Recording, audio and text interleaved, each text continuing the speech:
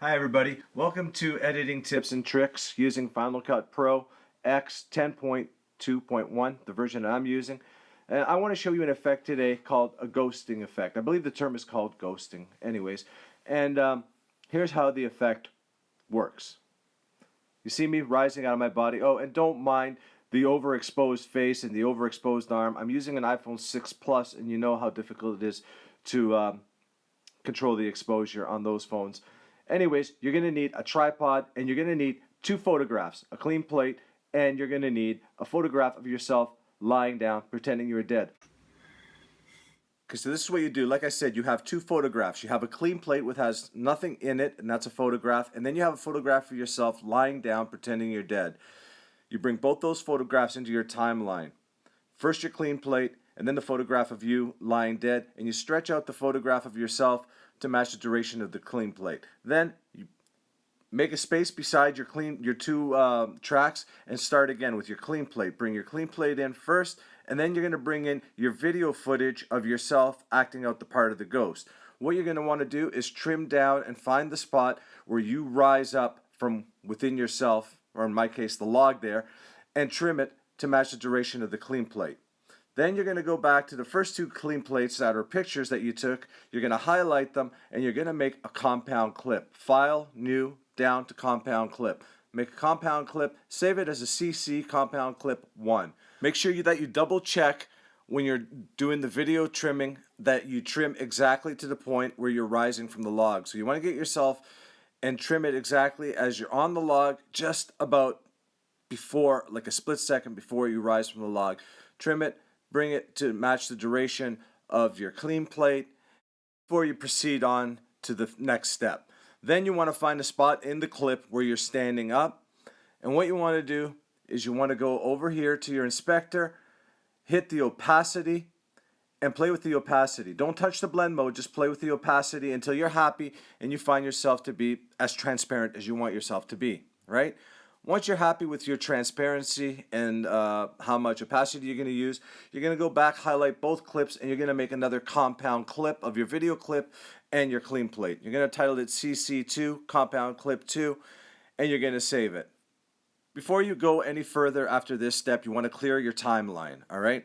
And then you want to go up to where you have your compound clip saved. Hit W for the first one to bring it into the first track, and then go highlight compound clip 2, hit Q, and it'll line it right above the second track there.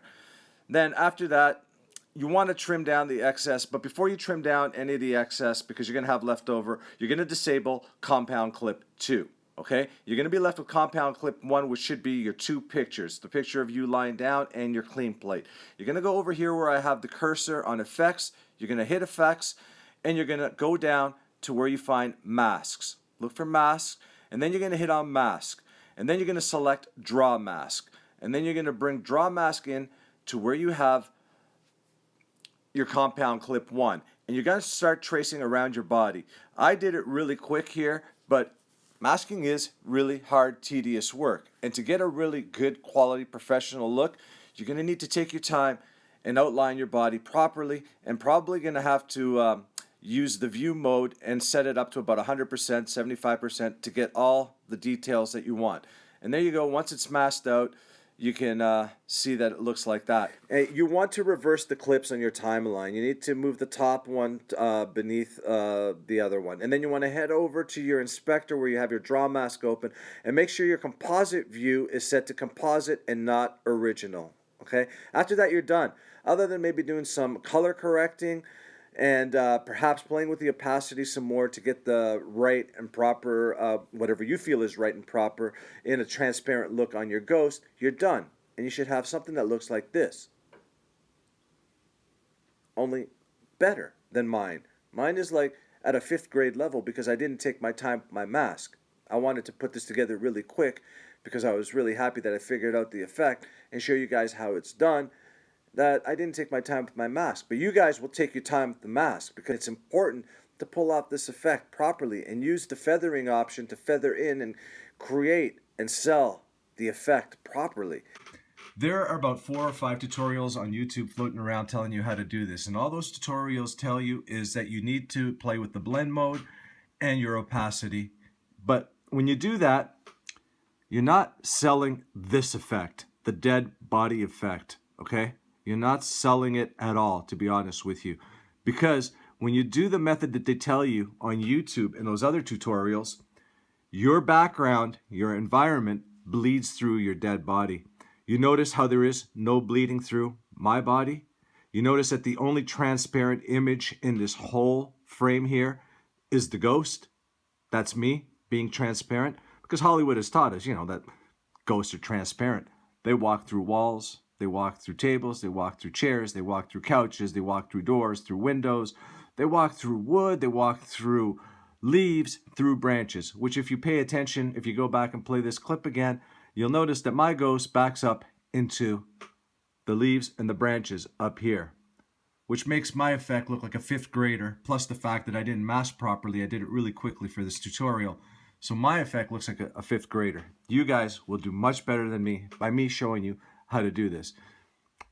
Pre-plan your shot, always. Pre-plan your shot and pay attention to your environment. Look around you, look beside you, look above you, look behind you. Make sure that there are no distractions and no obstacles in the way. You need to sell this effect. And the main way to sell this effect is through this body right here. Your environment cannot bleed through your body. So there you have it. That's how I did it. I think it's pretty simple and straightforward. I don't know if it's right or wrong. I'm just a beginner. I'm very, very much an amateur when it comes to Final Cut Pro 10.2.1. But I do know that after many weeks and many hours of sticking with it, I did achieve the results that I wanted, which was not to allow my environment, my background, to bleed through my body. Keep in mind, sound effects will go a long way with this. Proper acting will go a long way. You are not going to film this type of effect probably on a sunny, happy day at the beach. It'll probably be stormy, creepy, and eerie. Leave your comments below. I'll see you next time with another tutorial.